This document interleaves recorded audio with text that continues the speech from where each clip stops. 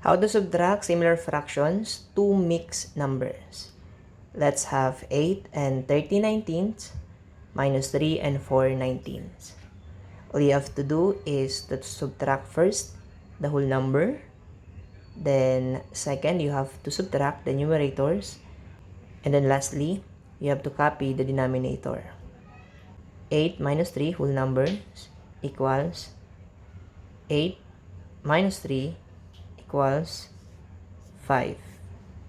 Numerators 13 minus 4 equals 9.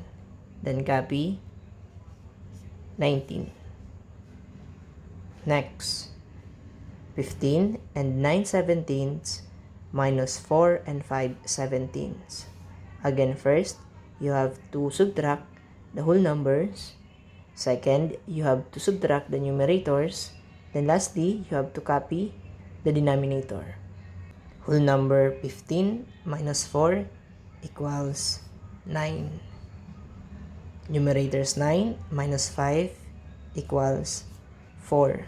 Then copy 17. 6 and 3/5 minus 3 and 2/5. What is your answer?